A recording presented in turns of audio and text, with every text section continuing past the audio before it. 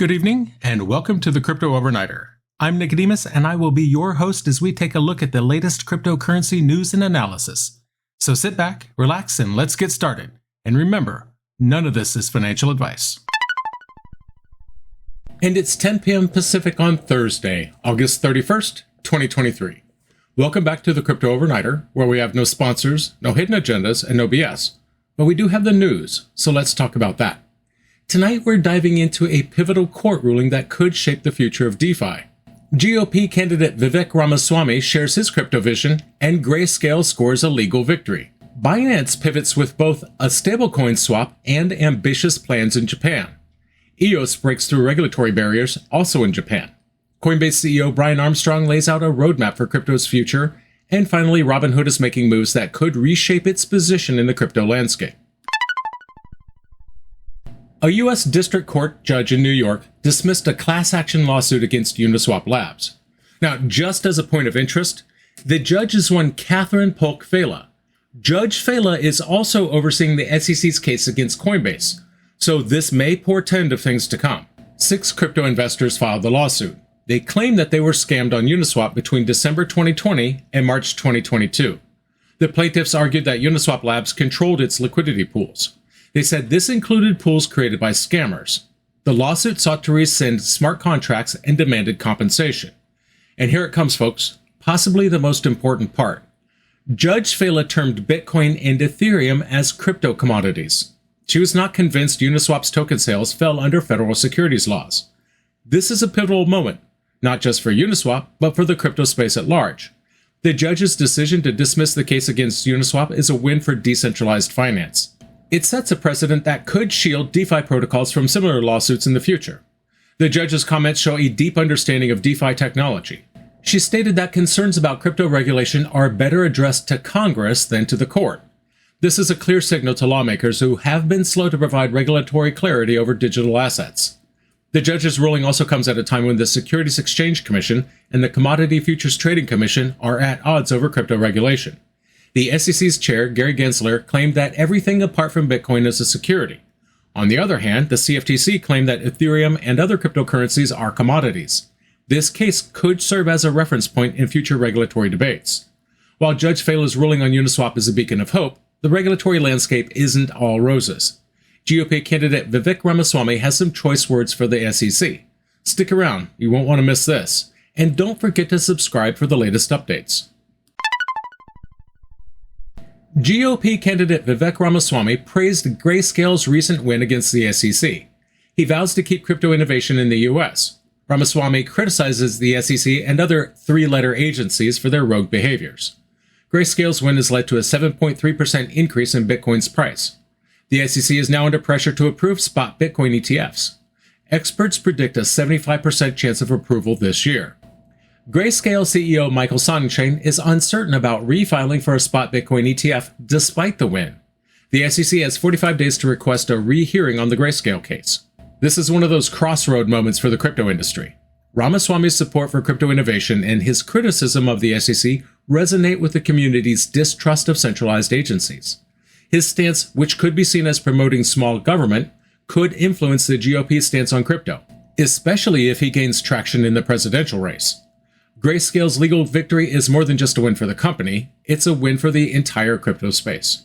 The SEC is now backed into a corner, with experts saying that they have, quote, very little wiggle room for further denials of spot Bitcoin ETFs. This could be the catalyst that finally brings these financial products to the mainstream market, opening doors for institutional investors. However, the SEC's next moves are crucial. They could either approve the conversion of Grayscale's Bitcoin trust into an ETF or find new grounds for denial. Their decision will not only affect Grayscale, but also set a precedent for other pending ETF applications. The market reaction to Grayscale's win was immediate, with Bitcoin's price and crypto-exposed stocks like Coinbase and MicroStrategy surging. This shows the market's hunger for positive regulatory news and how quickly sentiment can shift. Ramaswamy and Grayscale are making the SEC sweat, but they're not the only ones shaking the crypto table. Binance is pulling some strategic moves, and if you're enjoying the show, hit that follow button. Now, Binance is making headlines with 2 significant moves. First, they're ending support for their stablecoin, Binance USD, by February 2024. This move aligns with Paxos, the issuer of BUSD, who plans to halt support. Binance is encouraging users to convert their BUSD holdings to other assets, particularly First Digital USD. First Digital, or FDUSD, is a new stablecoin.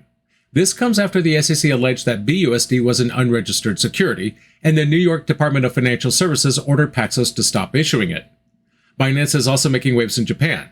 They plan to offer up to 100 crypto assets, focusing on stablecoins and Web3 technology. They aim to collaborate with Japanese enterprises and government bodies. Their services will include spot trading, crypto asset markets, and potentially an NFT marketplace.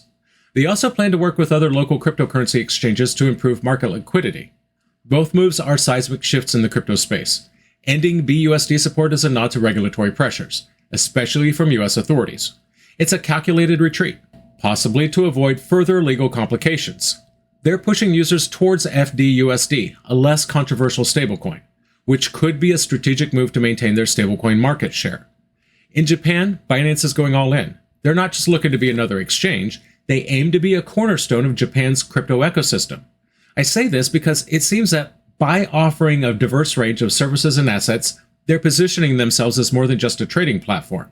Their focus on stablecoins and Web3 indicates they're looking to the future, aligning with Japan's progressive crypto regulations. This could set a precedent for how exchanges operate in regulated markets, offering a blend of compliance and innovation. Binance is making waves, but they're not alone. EOS just scored big in Japan. This is a must-know if you're into global crypto dynamics. Tap that notification bell so you don't miss a beat. Now, like Binance, EOS is making waves in Japan.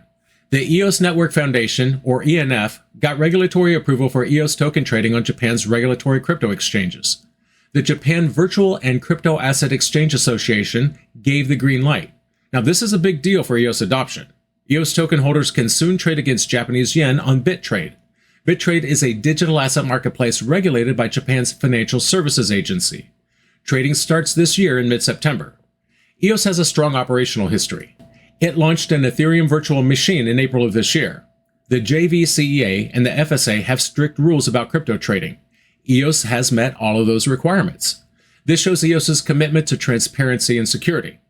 Yves Larose, the CEO of the foundation, said this is a monumental achievement. It opens new doors for EOS in the Japanese market. EOS is already popular in Japan through products like Upland, which is a digital universe built on the EOS blockchain. EOS Network Ventures invested $20 million to support developers. They're building apps and games on the EOS network. ENF also signed a deal with DWF Labs. This deal was sealed with a $60 million investment. $45 million of this will be used to buy EOS tokens. The remaining $15 million will support other EOS protocols. This is not just another regulatory nod. It's a seismic shift for EOS in a tightly regulated market like Japan.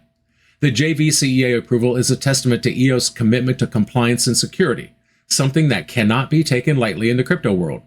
It's a strategic move that could set a precedent for other cryptocurrencies aiming for similar approvals. The partnership with BitTrade is another feather in EOS' cap.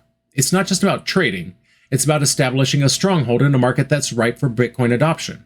The Japanese yen is a significant currency, and trading against it could provide EOS with the liquidity and market penetration it needs to become a dominant player in East Asia.